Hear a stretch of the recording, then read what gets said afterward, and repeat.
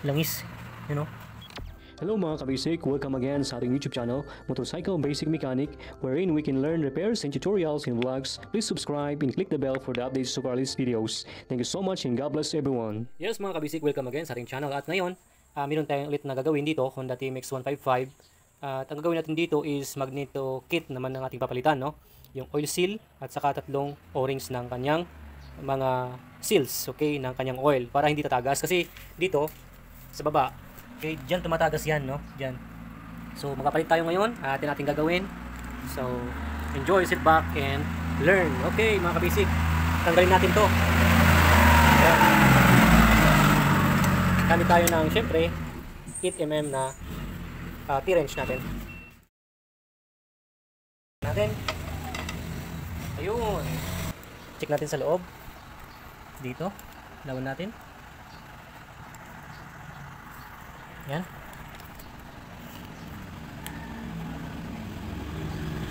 Yun o. Kita nyo yung mga kabisig. Hawakan natin.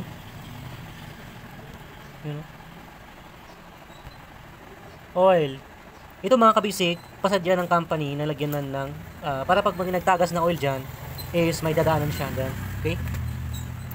Alright.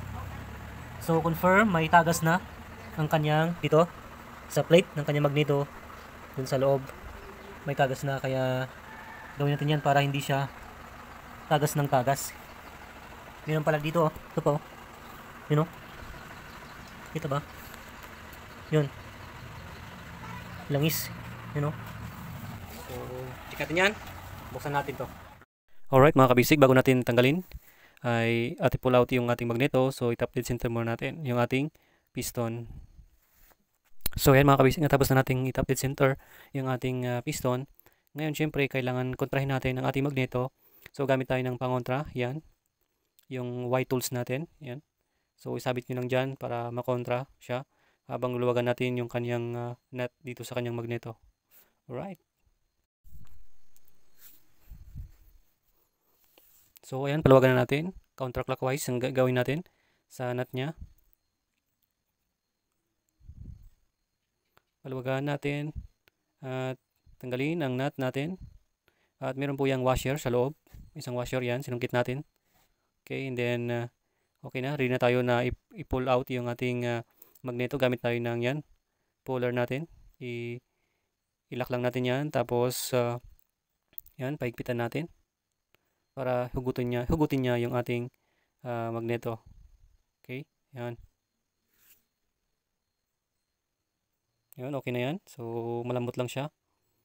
Kasi hindi ito yung mga Japan na hindi na ito yung mga matitibay na parts ng Honda. Okay. Yan. So, yan. Tanggalin natin yung ating magneto. So, ayan mga kabisik, no? Next natin is yung mga screw ng kanyang pulser at saka stator. So, tatanggalin natin yan. So, gamit tayo ng magandang pangtanggal yan. Meron tayong impact na screw, wrench natin. Ayan. So, ayan mga kabasic, ilagay lang natin sa side para hindi tayo maabala dun sa ating pagtanggal ng kanyang yung plate ng magneto natin. At dyan nakaloob lahat ng ating mga papalitan. So ngayon mga kabasic, meron tatlo dyan na tatanggalin natin na mga bolt. So gamit tayo ng 8mm na T-wrench ulit. Yan, tatlo yan.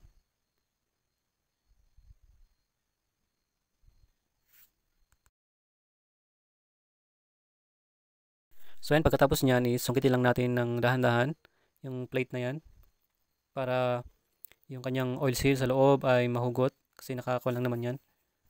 Naka-intact dun sa kanyang crankshaft. Yan.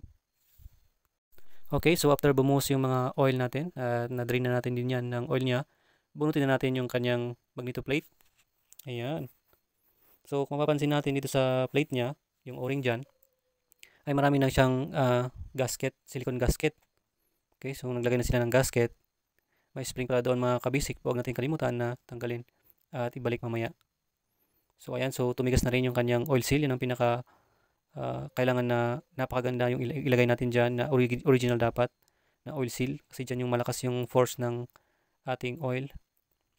Yan, so dyan yung papalitan natin. Meron dyan isa, meron sa baba, at saka dyan sa sentro natin na oil seal natin, at saka o-ring sa kanyang plate.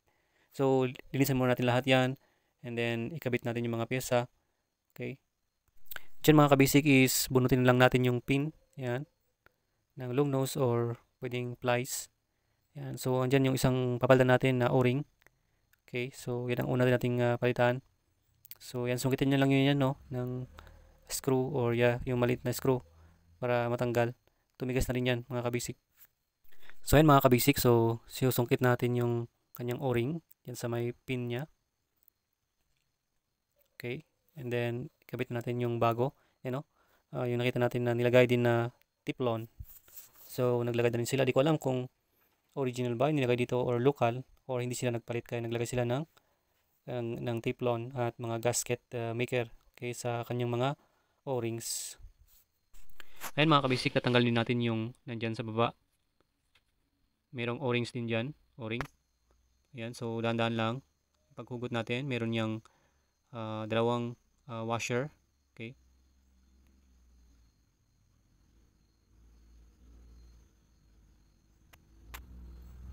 Bronze washer pala, dalawa. Ayan, no, nakita natin yan, mga kabasic na maraming nilagay na sari-sarit saya. Ano? Ayan, no, ang dami, oh. Oh no, diba? So talagang tatagas na talaga yan yung oil natin dyan, kasi hindi naman talaga napalitan yata, no? Nilagyan lang yan ng gasket maker. Okay, so ayan na, tanggalan natin yung lahat ng papalitan natin ng o-rings at saka oil seal. So linis-linis lang natin yan, tapos ikabit na natin. So ayan mga kabasic, so natapos na natin ikabit yung mga o-rings nya. Yan, lagyan lang natin ng konting grasa para mampadulas dun sa paglagay natin sa ating pin.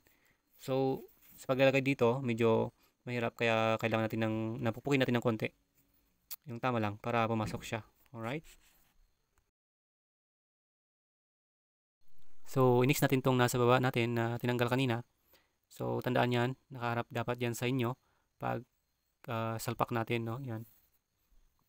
So medyo by spring yan, tinutulak niya yung nasa loob para yan yung isang nagle-less na, para mag-less vibration yung ating motor. Yan yung washer na sinasabi ko na bronze washer, dalawa yan.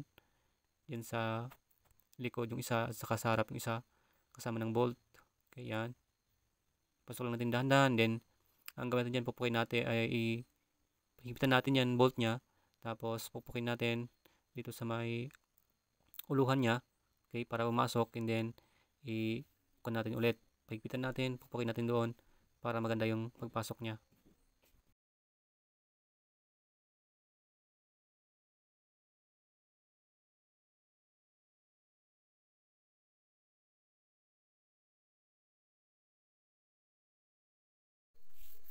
So yun mga kabasic, so last na natin tong ating oil seal sa kanyang magneto plate. Okay, yung may sulat, yun yung ilagay natin sa loob. Yung nasa harapan, yun yung may gewang. Okay. Yan. So original lahat yung ating kinabit para sure na good yung ating motor, walang tagas. Okay, yan.